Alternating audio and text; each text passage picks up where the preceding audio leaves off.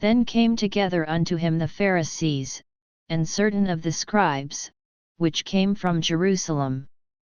And when they saw some of his disciples eat bread with defiled, that is to say, with unwashen hands, they found fault. For the Pharisees, and all the Jews, except they wash their hands oft, eat not, holding the tradition of the elders. And when they come from the market, except they wash, they eat not. And many other things there be, which they have received to hold, as the washing of cups, and pots, brazen vessels, and of tables. Then the Pharisees and scribes asked him, Why walk not thy disciples according to the tradition of the elders, but eat bread with unwashen hands? He answered and said unto them, Well hath Esaias prophesied of you hypocrites, as it is written, This people honoureth me with their lips, but their heart is far from me.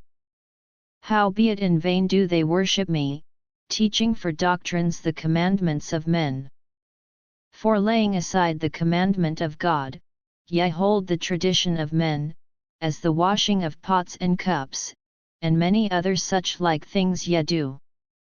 And he said unto them, Full well ye reject the commandment of God, that ye may keep your own tradition. For Moses said, Honour thy father and thy mother, and, whoso curseth father or mother, let him die the death. But ye say, If a man shall say to his father or mother, It is Korban, that is to say, a gift, by whatsoever thou mightest be profited by me, he shall be free. And ye suffer him no more to do aught for his father or his mother, making the word of God of none effect through your tradition, which ye have delivered, and many such like things do yet. And when he had called all the people unto him, he said unto them, Hearken unto me every one of you, and understand. There is nothing from without a man, that entering into him can defile him, but the things which come out of him, those are they that defile the man. If any man have ears to hear, let him hear. And when he was entered into the house from the people, his disciples asked him concerning the parable. And he saith unto them, Are ye so without understanding also?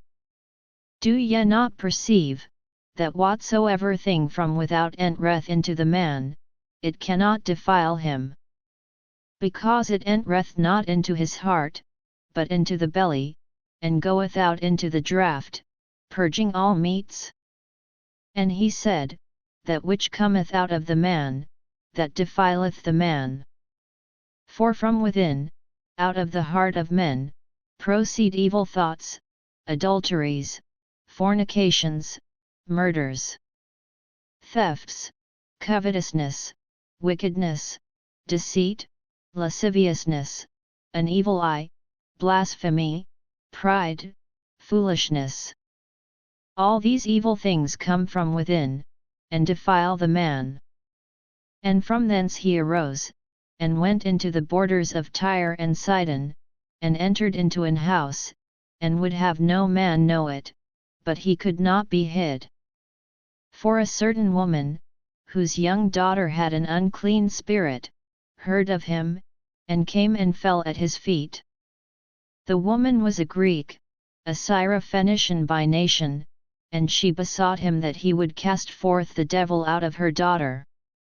But Jesus said unto her, Let the children first be filled, for it is not meet to take the children's bread, and to cast it unto the dogs. And she answered and said unto him, Yes, Lord, yet the dogs under the table eat of the children's crumbs. And he said unto her, For this saying go thy way, the devil is gone out of thy daughter. And when she was come to her house, she found the devil gone out, and her daughter laid upon the bed.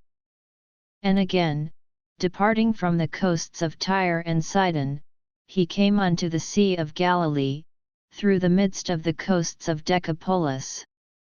And they bring unto him one that was deaf, and had an impediment in his speech, and they beseech him to put his hand upon him. And he took him aside from the multitude, and put his fingers into his ears, and he spit, and touched his tongue. And looking up to heaven, he sighed, and saith unto him, Ephphatha, that is, be opened. And straightway his ears were opened, and the string of his tongue was loosed, and he spake plain. And he charged them that they should tell no man, but the more he charged them, so much the more a great deal they published it. And were beyond measure astonished, saying, He hath done all things well, he maketh both the deaf to hear, and the dumb to speak.